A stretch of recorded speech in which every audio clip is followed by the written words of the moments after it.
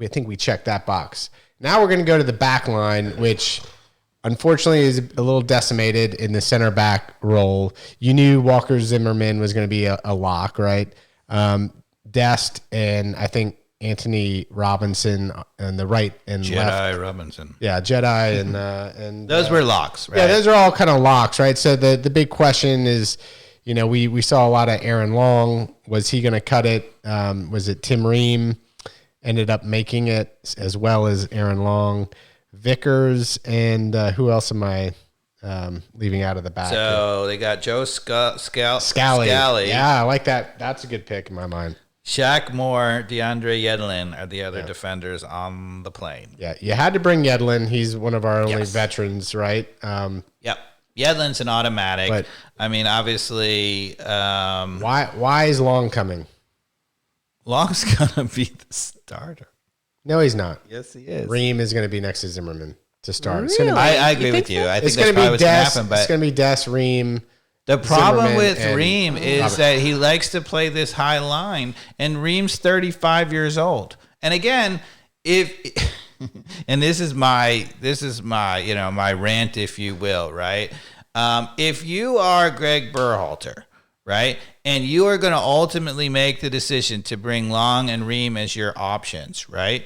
You would think that Long and Ream would be in every squad that you could have picked. You know, even, for example, when we had Miles Robinson, they would be the second guy behind him, right? Not only were they not that way, right, but even in this latest round when we were in, we played again, we got annihilated by Saudi Arabia and Japan. It was terrible. They didn't even be in a squad. Yeah. What in the world? So the moment that Miles Robinson went down, and he had clearly secured the spot, it was Zimmerman and Robinson were the clear pair, right? The moment he went down as a coach, you're thinking, all right, I got to get a replacement. Maybe I'm going to fiddle around and whatever, but all the guys who are candidates, they better be in every single camp, and they're fighting for the spot, and I maybe try a couple of things, but I can only try for a certain amount of time. As we get closer, the months, whatever, I got to have the two guys, I got to stick with them, and they got to be set. Right now, nobody is set. Is this signs of good coaching? It's signs of horrible coaching. Okay. Because, you know, a lot of people just like to crap on Berhalter. I think these are good examples of why people should be crapping on Berhalter. Because I don't really, I never, like, out of the gates, like, people had a bad, like, they were already ready to throw arrows at the guy. But now, especially with the examples of what you just said with Zach Steffen, you drag him along, and then you're like, last second, see ya. You all of a sudden, you know, bring Ream in out of the blue when you had chances, you know, in this last little leg against Japan. And before you go and say, oh, yes, he did play one qualifier, played in I think it was the very first qualifier, and then never made they said it was like El Salvador. Never made any squad yet. No, we're not talking about playing. I'm not even talking about playing. He didn't even make the squad for any of the other qualifiers or the recent things, right? So, and people say, oh, okay, you know, well, yeah, but he's been playing well. He's playing in the Premier League and Fulham, you know, they're a ninth place team and whatever. Okay, but you cannot go into a World Cup and put two guys next to each other for the first time. Yeah. Right? That is a recipe for disaster. I mean, how many people get out of their group with two center backs who have never played together? Yeah. So with that in mind, do you think it doesn't even matter because might as well play them together out of the gates if that's your best option. There's no point in like putting Long in against Wales and well, not to mention it doesn't fit his system at all. Right? So he plays a really high line, and the one thing so people said, all right, well, Tim Ream is playing really well, right? He is playing well for Fulham, right? Fulham has a low, like, what's the lower than low block? Like when the guys are sitting and they never, you know, they go basically from their own 18 maybe to 10 yards outside their 18, and then they go back to the 18. That's where he plays, right? When you play that way at 35, when you play that way, that works. You don't need pace at all because there's only 10 yards to cover, right? You may have to retreat from your own 18 back to your 6, but then you go back to the 18, right? When you play a high line like Berhalter wants to play, and you have your back guy, you know, past midfield, now ball over the top, he's a 40-yard sprint one-on-one, Right. And I heard people saying, I heard people saying, okay, he's playing well at Fulham. That makes sense. He's playing in a completely different system, people. Yeah. Right. So unless you're going to switch to doing that, if you want to sit back with him, then he'll do well. He's not going to do well in a high line. Who would you have looked at early on 6, 8, 10 plus months ago, not knowing Miles Robinson and Richards is now out as well? Yeah. The big one was, Richards was a surprise. People thought he was going to be back, but he played McKenzie in a whole bunch of matches. Who's younger and whatever. But he's not. He's out. He didn't make the squad, but he's not hurt. He's healthy, right? So I know he's prone to mistakes, right? And you say that or whatever, but okay. So keep playing him. Get all the mistakes out if that's the guy you decided on, right? Or Cameron Carter-Vickers, who is this, captain and starter for Celtics. People are like, oh, that's a good pick. He's playing really well. I agree. But it's not a good pick since he's never been in a World Cup qualifier, ever. He's only played in like 3 U.S. matches. He didn't even come into the last camp, right? So that's what makes it a terrible pick. Even if you decided, right, that, okay, we got to find the replacement. If he's one of the candidates, he needed to come in and get a shot in a World Cup qualifier, right? I mean, you have to. And you say, all right, well, he wasn't, the captain yet. He wasn't starting for Celtic, whatever. He was starting for Celtic last year. But even regardless of all of that, right, you cannot make a World Cup team based on your form in the first month of the season. And that has nothing to do with whether you're playing really well. It has everything to do with you have to be part of the team. There is no player on this planet who can walk into a team and suddenly be comfortable and play your best when you've never played in that team before. Yeah. I mean, every player, as we know, who's ever transferred takes time to settle. The best players in the world ever probably take 3 months to settle, right? Many of them take a year to settle, right? You think that suddenly Tim Ream or Carter-Vickers are going to settle in like 2 weeks of training without any matches? Well, they've got to figure it out against Wales. Let's keep going, but you know what else got left behind, Dave? What? The Barolo. I'll be right back. All right, so I keep going. Yeah. So the other thing that I'm going to also bring up, courtesy of Atlanta United, I think that the U.S. national team strikes me as a lot like Atlanta United in that all of our mega talent, right, is all in the middle and the front line, right. And so, again, if that's your team, right, you don't need a back line that's going to go forward all the time. And I think Jedi Robinson is actually pretty good. He plays well defensively and goes well forward. Serginho Dest, whenever we've seen him, has been terrific going forward and suspect defending, right? So, in my opinion, I would have said, okay, right, again, I would have looked at my squad and said, what is the strength? What are we going to do? And I said, my strength is what we haven't talked about yet, the midfield and the forwards. And I would have just been looking to put together a back four that can just play and blank everything, right? Okay. So you want to move on to midfield then? Sure. So I guess we've got, is it Jordan Morris? Is he more of a forward? More of a forward. So it's Roldan then. Roldan was the controversial, sort of pick. But, so the midfield picks itself, and I don't think anybody was surprised by any of the picks, right? So the starting midfield three that he's been going with all the time, right, is Tyler Adams, defensive midfield, Musa, and Weston McKennie, right? So those three, you've got to figure. Excellent players. Yeah, and in my opinion, which I think he's leaned a little bit towards, in a game that you might want to be a little more defensive, like England, maybe you bring in Kellen Acosta to play alongside Tyler Adams. You play two defensive guys and only play one attacker, which presumably would be Weston McKennie. And so I think that's all settled. You have a couple of guys who can, off the bench, change something. So Luca De La Torre, who I really like, can dribble. He's terrific. And they're listing Brendan Aronson as a midfielder. Obviously, I think he's better served on maybe in the forward line, but, whatever. So I'm going to come back to him, but And as far as Christian Roldan is concerned, he's been in a ton of camps. He is a veteran presence. People really like him. I think when you have a roster of 26, that's a fine pick. Again, not only is he your 26th player is very unlikely to play, right? Not as only is he not likely to play much, but he also brings a presence, and he's been around the whole team the whole time. He's been in all the qualifiers. So I know there's some controversies of forwards that didn't make it into the squad. Yes. But what about midfielders that are left out here? It doesn't seem like there's people like that. You question why Roldan got in, but who else maybe should have been in? The only one is people said Tillman. That he's a little more up and coming, and he could have been on the plane, to get the experience. Roldan gets the only thing you say about bringing a veteran is that you miss bringing an experienced guy. You miss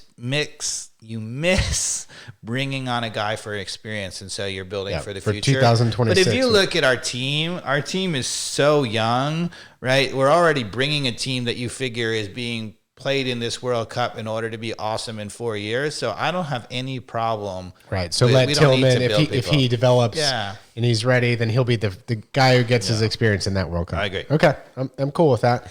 All right. Now the forward position, I think the biggest controversy there was Pfalk and Pepe not making it, right? Yep. They didn't make it. And instead, you got Haji Wright and Jordan Morris.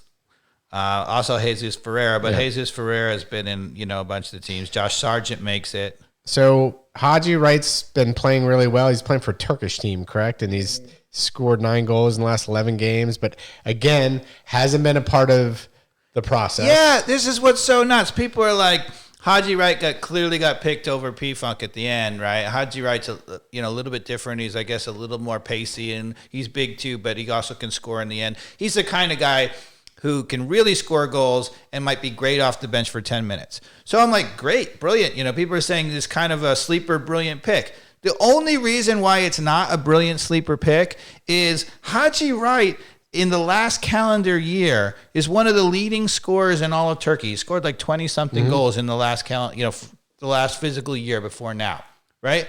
If that's the case, he's no longer just hot, he's good. Why in the world was he not in any squad? Why wasn't he picked for a qualifier? Why wasn't he picked for the last call-up? Nothing. Right. Why not give him a part to get comfortable in this team?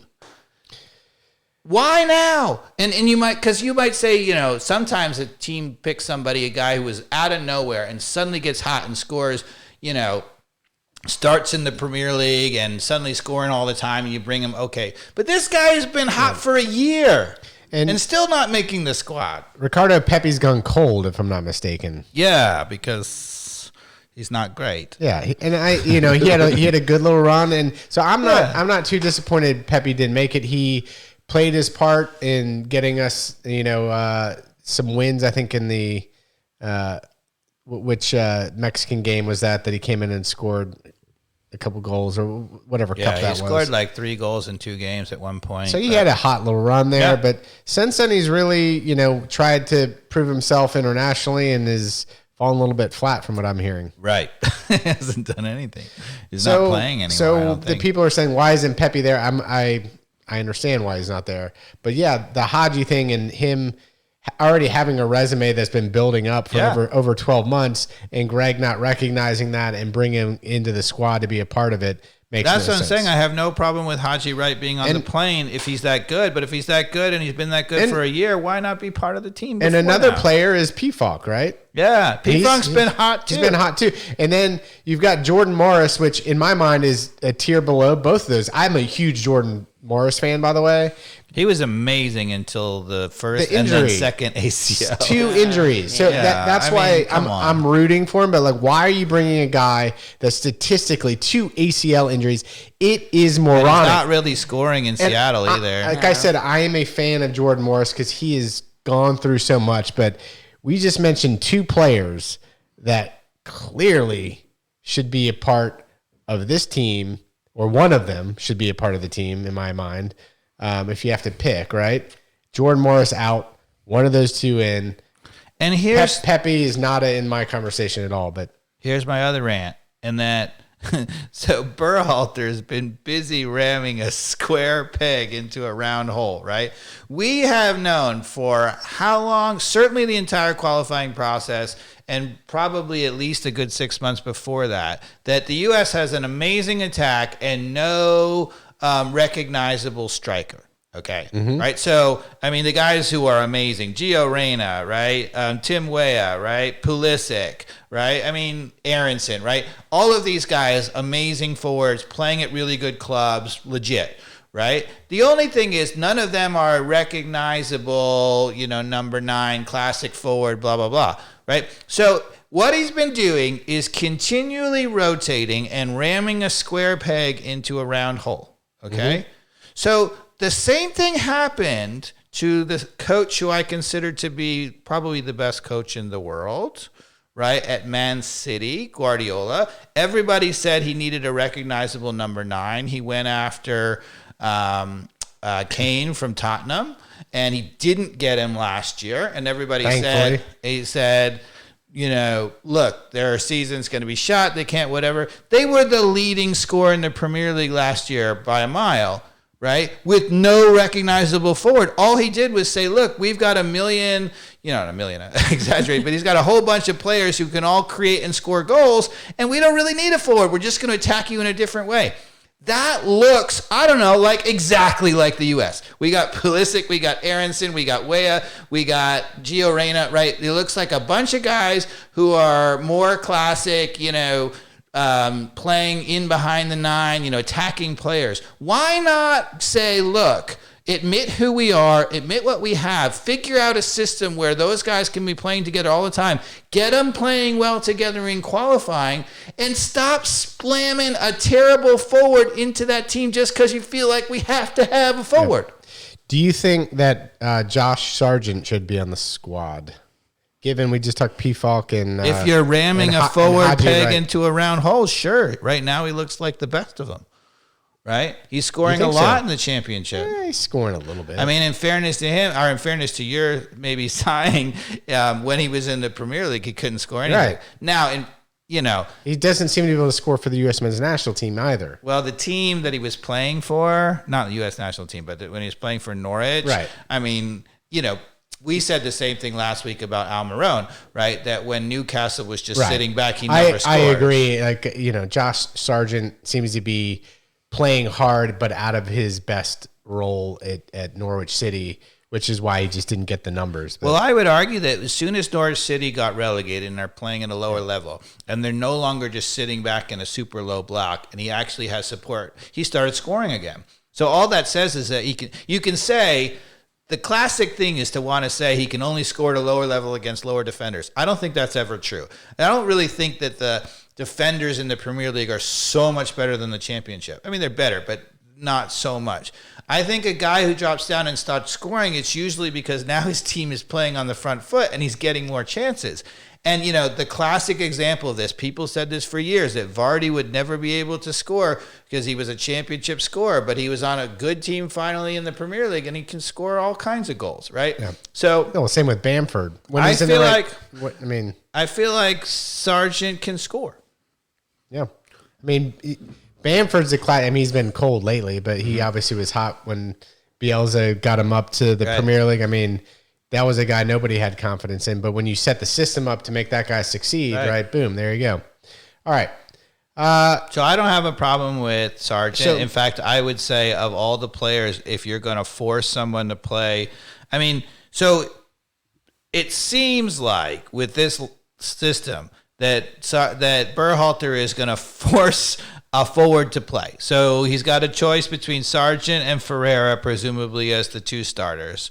Right, and that means that he's only starting Pulisic of the 3, Pulisic, Weah, and Reyna. He's only starting 2 of the 3. So what is the tactical strategy you see from Greg building up to the World Cup? Like what formation? Yeah, well, just it's formation and style of play. Like if you were to have identified anything that you would say this is his system or madness or whatever it is, like how would you define what you've been seeing the last year? He likes to play forward, really high line, and turn the ball over up front. A lot of pressure. I worry because, again, if you're going to do that, if you're going to have a pressure system, the key to pressing is having a really, really good back line who can match up and who can win one-on-one battles. Again, is our biggest weakness. Their biggest weakness. I mean, not that Liverpool was not turning the ball over and scoring until they got Van Dijk. People said, why did Liverpool start scoring so many more goals? It's because they got Van Dijk. And you're like, well, Van Dijk's a defender. Why does that result in goals? It's because now he suddenly could match up and everything moves up the field. You win the ball more up the field. And guys like Salah and Mane could score when they're getting the ball up the field, right? As soon as they stopped winning the ball up the field, then they got problems again. So, question. With the roster that we have going to the World Cup, who is missing from who you would have as your starting 11 if we go into the World Cup 2 weeks from now or less than 2 weeks? It's not that I think that somebody is missing. So as a starter, right? Because I want to get to Dave's starting 11. Yeah. And I want to start by, is anybody missing on this roster?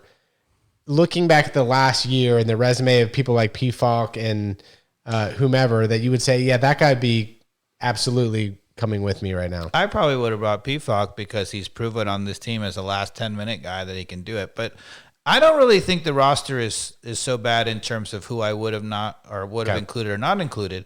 For example, I think, that Cameron Carter-Vickers could be really the answer at center back, but he has no chance of being the starting center back because are you going to stick him in the starting back at this point? I mean, it would be really gutsy to do that, right? I think in this formation that he's trying to play, Tim Ream is a disaster.